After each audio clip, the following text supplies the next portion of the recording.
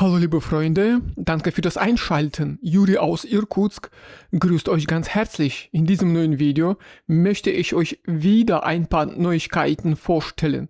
Dabei fahren wir zusammen mit dem Oberleitungsbus Linie 1. Aus dem Fenster könnt ihr sehen, wie die Stadt lebt. Hoffentlich findet ihr dabei etwas Neues und Interessantes für euch. Habt ihr weitere Fragen zum Thema Leben in Russland? Dann schreibt eure Fragen gerne in die Kommentare. Ich beantworte sie sehr gerne. Also bleibt gerne dran. Los geht's! 100.000 Migranten ausgewiesen. Russland zieht die Schrauben an. Die Zahl der Migranten, die in Moskau wegen Verstößen gegen das russische Migrationsrecht ausgewiesen wurden, hat sich im ersten Halbjahr 2026 verdoppelt, von 8.300 auf 16.000 Personen. Das hat der Vorsitzende der Staatsduma, Vyacheslav Volodin, in seinem Telegram-Kanal mitgeteilt. Laut seinen Angaben wurden in ganz Russland innerhalb eines halben Jahres fast 100.000 Migranten ausgewiesen. Das ist 2,6 Mal so viel wie im gleichen Zeitraum 2025. Gleichzeitig ist die Zahl der von ausländischen Staatsbürgern begangenen Straftaten im gleichen Zeitraum um 40% zurückgegangen. Volodin erklärte diese Zahlen mit der Erweiterung der Liste der Gründe, aus denen ausländische Staatsbürger aus Russland ausgewiesen werden können. Bereits zuvor war bekannt geworden, dass zwischen 2023 und Mai 2026 in Russland mehr als 4.500 Migranten die Staatsbürgerschaft aberkannt wurde. Volodin zufolge entfallen 40% dieser Entscheidungen allein auf das letzte Jahr. Deutscher Journalist provoziert Skandal mit Russland. Die russische Botschaft hat sich an die Berliner Staatsanwaltschaft gewandt und um eine rechtliche Bewertung der Äußerungen eines deutschen Journalisten gebeten. Nach russischer Ansicht könnten seine Aussagen Strafbestände nach den Paragraphen 111, 130 und 140 des deutschen Strafgesetzbuchs erfüllen, also Volksverhetzung, öffentliche Aufforderung zu Straftaten und öffentliche Billigung von Straftaten. Die russischen Diplomaten weisen darauf hin, dass sich der Journalist Martens nicht öffentlich entschuldigt und auch nicht versucht habe, seine Aussage zurückzunehmen. Deshalb geht die Botschaft davon aus, dass seine Formulierungen bewusst und absichtlich gewählt waren. Die diplomatische Vertretung erklärte, Russland behalte sich das Recht vor, alle verfügbaren rechtlichen Mittel gegen Martens einzusetzen, gestützt auf Entscheidungen der russischen Strafverfolgungsbehörden und auf russisches Recht. Zur Erinnerung, worum es geht. Am 8. August richtete Martens bei einer gemeinsamen Pressekonferenz der Präsidenten der Ukraine und Serbiens, Volodymyr Zelensky und Alexander Vučić, eine Frage an den ukrainischen Präsidenten. Er wollte wissen, welche konkreten Schritte die Europäer unternehmen könnten, um der Ukraine dabei zu helfen, mehr Russen zu töten, mehr russische Soldaten. Zelensky antwortete darauf, dass dafür finanzielle Unterstützung nötig sei, um die Waffenproduktion auszubauen. Vor diesem Hintergrund sprach die Sprecherin des russischen Außenministeriums, Maria Zacharowa, über die Familiengeschichte von Martens. Ihr zufolge war der Großvater des deutschen Journalisten Hans-Hermann Martens Mitglied der NSDAP und bekleidete einen hohen Posten im Stab des Oberkommandos der Wehrmacht. Er diente unter Alfred Jodl, jenem Mann, der vom Nürnberger Tribunal zum Tode verurteilt und hingerichtet wurde. Die FAZ äußerte später ihr Bedauern über den Vorfall und erklärte, die Frage ihres Mitarbeiters sei missverständlich formuliert gewesen. Martens selbst nahm seine Worte nicht zurück. Digitaler Rubel startet. Alle Großbanken Russlands sind bereit. Alle systemrelevanten russischen Banken sind bereit für den Start des digitalen Rubels am 1. September 2026. Das hat die Leiterin der Abteilung für das nationale Zahlungssystem der russischen Zentralbank Alla Bakina erklärt. Ihren Angaben zufolge sind heute alle 12 systemrelevanten Banken, das sind über 80% des Zahlungsmarktes, ab dem 1. September bereit, ihren Kunden die Möglichkeit zu geben, Konten in digitalen Rubel zu eröffnen und damit zu arbeiten. Zusätzlich sollen auch Banken, die als bedeutend auf dem Zahlungsdienstleistungsmarkt eingestuft sind, den Russen Zugang zum digitalen Rubel verschaffen. Laut Bakina haben derzeit 9 weitere Kreditinstitute diesen Status und die meisten von ihnen nehmen ebenfalls schon länger am Pilotprojekt teil und werden zum Herbst bereit sein. Einige Banken wurden allerdings erst im Februar als bedeutend eingestuft. Sie brauchen möglicherweise mehr Zeit, um ihre Systeme anzupassen. Die Abteilungsleiterin der Zentralbank betonte, dass man dafür Verständnis habe. Es geht um 3 Banken. Wir werden ihnen die nötige Unterstützung geben, damit sie die Anbindung bis Ende des Jahres abschließen können, sagte Bakina. Zur Erinnerung: Bereits am 7. August hatte der Vorsitzende des Finanzmarktausschusses der Staatsduma, Anatoli Aksakow, erklärt, dass die Russen nicht verpflichtet werden, auf den digitalen Rubel umzusteigen. Der Prozess sei komplett freiwillig. Jeder Versuch, den Bürgern die neue Währungsform aufzuzwingen, werde konsequent unterbunden. Rente 2027. Diese Erhöhungen sind geplant. Der russische Sozialfonds hat noch einmal an die Voraussetzungen für den Renteneintritt im Jahr 2026 erinnert.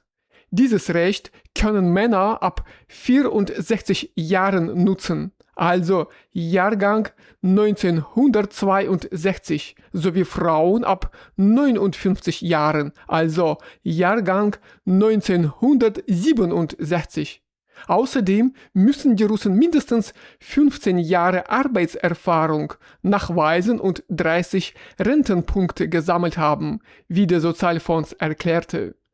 Und das erwartet uns in der Zukunft. Ab Anfang 2027 ist eine planmäßige Erhöhung einer ganzen Reihe von Sozialleistungen und Rentenzahlungen vorgesehen.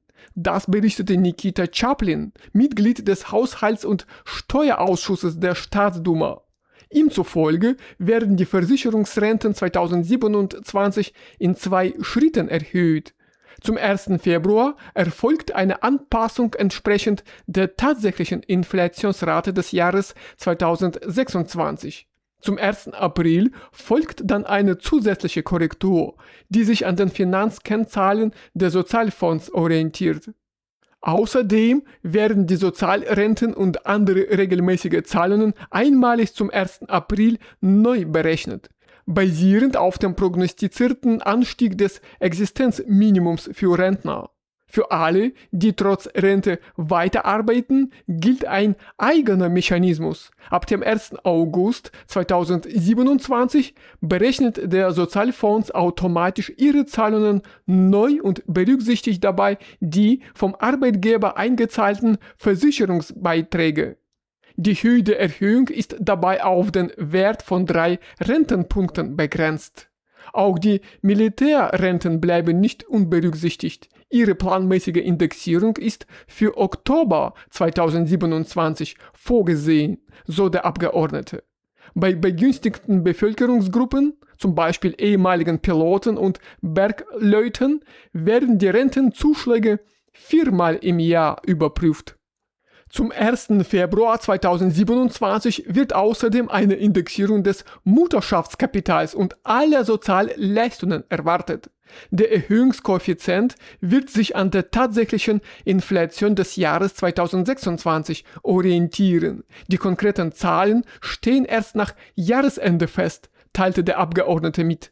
Zur Einordnung: 2027 liegt das Mutterschaftskapital für das erste Kind bei rund 729.000 Rubel. Bei einem zweiten Kind kommt eine Zuzahlung von 234.000 Rubel hinzu. Und falls der Anspruch auf das Zertifikat bisher noch nicht genutzt wurde, sogar 963.000 Rubel.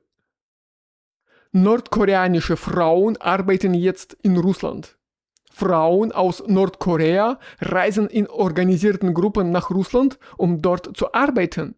Entsprechende Videos tauchen in letzter Zeit immer häufiger in den sozialen Netzwerken auf. Es heißt, dass diese Frauen einen mit russischen Unternehmen geschlossenen Vertrag erfüllen. Sie arbeiten unter anderem in der Produktion, in der Landwirtschaft und in der Gastronomie. Sie reisen in Gruppen an, wissen im Voraus, wo sie untergebracht werden und haben eigene Köche, Ärzte und Dolmetscher an ihrer Seite.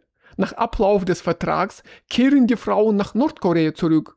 Es wird betont, dass nordkoreanische Arbeitsmigranten schon seit langem in Russland tätig sind. Früher handelte es sich dabei allerdings hauptsächlich um Männer. Bereits zuvor hatte man in der Staatsduma vorgeschlagen, verstärkt Arbeitsmigranten aus Nordkorea nach Russland zu holen. In einem Interview sprach der Vorsitzende des GUS-Ausschusses der Staatsduma, Leonid Kalaschnikow, über den Nutzen, den eine solche Entscheidung für Russland haben könnte. Einkaufszentren sterben in Russland aus. In den nächsten 2 bis 3 Jahren könnte in Russland jedes 10. Einkaufszentrum schließen oder sein Profil grundlegend ändern, das berichten Experten. Ihren Berechnungen zufolge werden bis Ende 2027 von den 8000 derzeit betriebenen Einkaufszentren im Land etwa 500 bis 700 abgerissen oder wesentlich umstrukturiert. Davon könnten 150 bis 200 komplett schließen. Die Experten erklären, dass das bisherige Konzept der Einkaufszentren darauf ausgelegt war, möglichst viele Geschäfte an einem Ort zu bündeln und einen maximalen Kundenstrom zu erzeugen. Heute wird aber ein Großteil der alltäglichen Einkäufe online erledigt. Deshalb kommen die Russen inzwischen weniger wegen der Waren ins Einkaufszentrum, sondern eher wegen Dienstleistungen, Essen, Unterhaltung, Sport, medizinischer Versorgung und um Zeit mit anderen zu verbringen. Der Anteil von Kleidung und Schuhen in den Einkaufszentren sinkt dadurch, während Restaurants, Cafés und Dienstleistungen an Fläche gewinnen. In den letzten Jahren zeigt sich ein klarer Trend. Die Besucherzahlen in Einkaufszentren gehen kontinuierlich zurück. Hinzu kommt, dass die gestiegene Steuerlast dazu geführt hat, dass sich ein Teil der Unternehmen aus den Einkaufszentren zurückgezogen hat.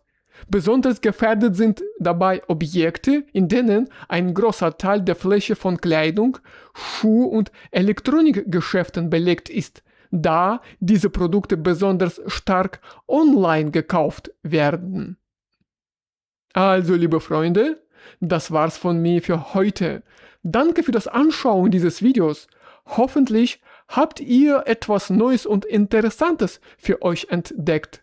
Lasst bitte gerne ein Like da und teilt das Video. Auf jeden Fall wünsche ich euch alles Gute im Alltag und viel Erfolg bei der Arbeit. Wir sehen uns bald in einem neuen Video wieder. Bis dann. Tschüss.